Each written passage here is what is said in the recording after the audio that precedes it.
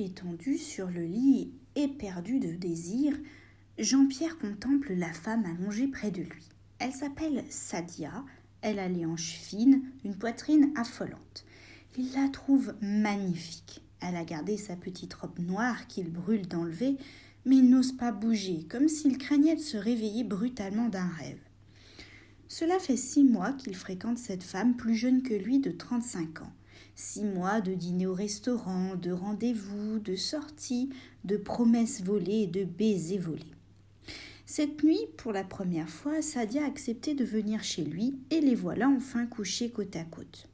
L'instant est à l'amour, à la tendresse, sauf que soudain elle se tourne vers lui et lui demande « Tu as touché combien déjà avec l'héritage de ta mère ?» On a connu déclarations plus romantiques. Jean-Pierre range vite ses pensées sensuelles dans un tiroir de la table de nuit et évoque une jolie somme. En réponse, Sadia sourit, l'embrasse furtivement et se lance dans un long monologue. Elle lui raconte ses projets, ses envies d'ouvrir un restaurant, de se marier, d'avoir des enfants. Il lui promet qu'il lui offrira tout ce qu'elle désire. Il aimerait évidemment qu'elle s'occupe un peu de ses désirs à lui, mais visiblement ce ne sera pas pour ce soir. Après avoir parlé pendant plus d'1 heure, Sadia finit par s'endormir encore tout habillée en lui tournant le dos. Jean-Pierre se serre contre ce corps doux et tiède qui a atterri comme par miracle dans son lit. À 68 ans, il a patienté plus d'un demi-siècle avant de connaître un tel bonheur, il peut bien attendre encore un peu. Crâne dégarni, petite barbe blanche, silhouette enrobée, Jean-Pierre sait qu'il n'a rien d'un jeune premier. Il mène depuis sa retraite la vie qu'il a toujours menée, morne et solitaire. Peu d'amis, ni compagne, ni enfants. Jean-Pierre est un vieux solide célibataire qui ne se fait pas d'illusions sur son avenir. Il a toujours vécu seul et finira seul.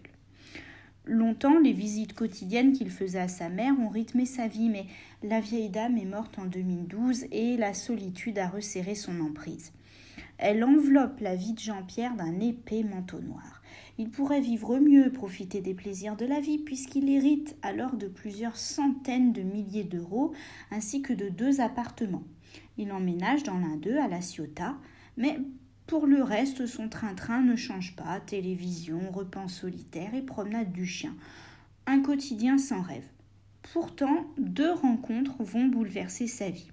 La première, ce sont ses retrouvailles avec Laurent, un copain perdu de vue depuis longtemps et qu'il croise par hasard un soir de 2013 dans un meeting politique à Marseille. Les 2 hommes boivent un verre ensemble et ils se revoient.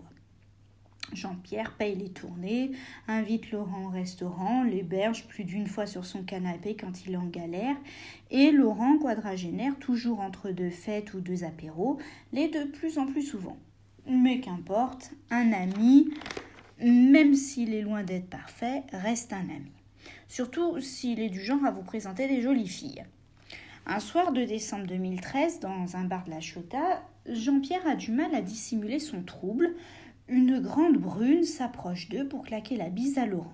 C'est Sadia, avec ses cheveux longs, son décolleté généreux, sa peau mate. Elle se montre amicale, sans manière. Le retraité a l'impression de flotter sur un nuage. Voilà que Laurent les laisse seuls tous les 2, sous prétexte d'aller chercher les boissons. Sadia se charge de faire la conversation et Jean-Pierre l'écoute, enivré par sa présence, par le parfum sucré qu'elle porte. Quand elle finit par lui donner son numéro de portable, il n'ose pas y croire. C'est trop beau pour être vrai. Elle a 33 ans, lui 68. Pourtant, son copain Laurent lui confirme très vite que Sadia l'a beaucoup apprécié. Jean-Pierre prend alors son courage à 2 mains et compose le numéro de la fille. Pour leur premier rendez-vous, ils boivent un café, dînent au restaurant. Et puis au fil des semaines, ils se revoient, parlent beaucoup. Et le vieux célibataire rajeunit de 10 ans à chaque fois qu'il est auprès de Sadia. Il a l'impression vertigineuse qu'elle partage les tant de sentiments qu'il éprouve pour elle. D'ailleurs, on l'a vu, au bout de plusieurs mois, elle accepte de venir passer la nuit chez lui. Ce soir-là, Jean-Pierre n'aura droit qu'à un baiser furtif, mais c'est l'esquisse d'une vie à 2 qui se dessine, alors peu importe, le sexe attendra.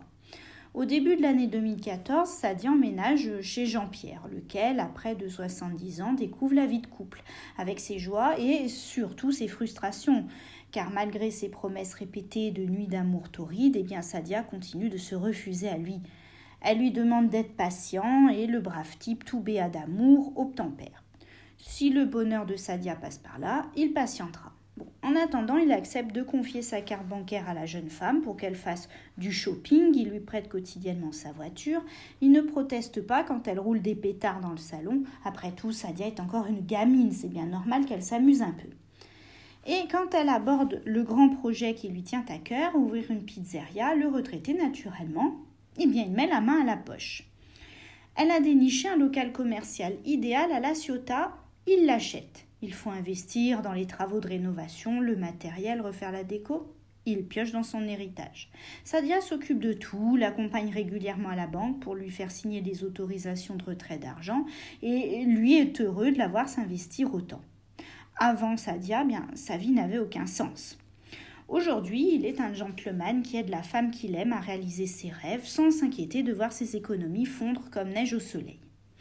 Ce qui le chagrine, en revanche, c'est que sa femme a de plus en plus souvent des sautes d'humeur. Ils n'ont eu ensemble que 2 relations sexuelles, mais Jean-Pierre est amoureux, Jean-Pierre est aveugle. Le 8 février 2018, après 4 ans de vie commune, le retraité, la jolie brune, se marie. Laurent est le témoin de Sadia. Depuis leur première rencontre, il est toujours resté proche du couple et il va, dans les mois qui suivent, prendre une place de plus en plus importante. Car peu de temps après le mariage, l'état de santé de Jean-Pierre se détériore subitement. On lui diagnostique un ulcère sévère avec des risques d'hémorragie et il va devoir rester de longs mois hospitalisé. Heureusement, Jean-Pierre peut compter sur sa jeune épouse pour venir lui rendre visite. Mais quand elle débarque, ce n'est pas seulement pour s'enquérir de sa santé. Ce qui la préoccupe, c'est avant tout que le banquier a bloqué les comptes de son mari, comme s'il s'agissait d'une personne vulnérable. Malgré son état, Jean-Pierre accompagne son épouse à la banque sans succès. Il a trop dépensé, il n'a plus le droit de toucher à l'argent qui lui reste. L'ouverture de la pizzeria de Sadia va devoir être repoussée. Jean-Pierre en est désolé, il s'excuse comme s'il était fautif, mais Sadia n'a que faire de ses excuses. Sur le chemin du retour dans la voiture, elle explose. D'une voix brutale qu'il ne lui connaissait pas, elle se met à lui hurler dessus, l'insulte et finit par le gifler. C'est la première fois qu'elle lève la main sur lui. Ce sera loin d'être la dernière. Le 5 juillet, Jean-Pierre est enfin autorisé à rentrer chez lui. Sadia vient le chercher en voiture, le visage sombre. Le compte en banque est toujours bloqué. En conséquence, lui explique-t-elle, elle a dû prendre certaines décisions. Désormais, ils habiteront dans l'ancien studio de Jean-Pierre, celui qu'il occupait avant le décès de sa mère, au Clos de l'Arc. L'appartement de La Ciotat, elle l'a mis en location. Celui d'Aix-en-Provence, il est en vente. Il fallait bien qu'elle continue à payer les travaux du restaurant d'une manière ou d'une autre. Qu'est-ce qu'il s'imagine ? Jean-Pierre, alarmé, essaie d'en savoir plus, mais Sadia lui colle de nouveau une gifle.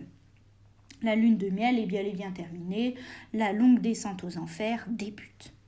Le retraité, décidément, n'est pas au bout de ses surprises. Il découvre que son copain Laurent s'est installé chez eux durant son séjour à l'hôpital. Le voilà condamné à une étrange cohabitation dans le petit appartement du Clos de l'Arc. Encore affaibli par la maladie, Jean-Pierre se retrouve sous la coupe des 2 autres. Ce sont eux qui décident quand il peut sortir, manger, dormir. La Sadia qu'il a épousée a disparu. Une inconnue a pris sa place. Elle lui demande tous les jours d'agir pour débloquer ce maudit argent qui dort sur son compte. Terminer les gifles, ce sont désormais les poings qui frappent. Sans doute Jean-Pierre songe-t-il à toutes ces fois où sa femme a minaudé, biaisé, menti. Il s'est fait piéger en beauté. Et maintenant ? Il maigrit à vue d'œil, il est de plus en plus faible et il comprend avec horreur que rester là, c'est mourir. Dans la nuit du 13 juillet, alors que Sadia et Laurent ont passé la soirée à se défoncer et ronfler dans le salon, le pauvre homme quitte son propre logement de catimini comme un voleur. D'un pas chancelant, il se rend au commissariat et raconte son histoire à l'agent de permanence. Sa femme le bat, elle lui a tout pris, ses papiers, son argent, sa liberté. Mais la poisse s'acharne contre lui. Cette nuit-là, le policier pense avoir affaire à un papy qui a un peu perdu la tête. À 3h du matin, il fait même raccompagner Jean-Pierre chez ses bourreaux. Sadia, réveillée par l'agent de police, se montre tout miel, toute gentille. Mais une fois la porte refermée, le vrai visage, la vraie voix, les vrais mots sont de retour.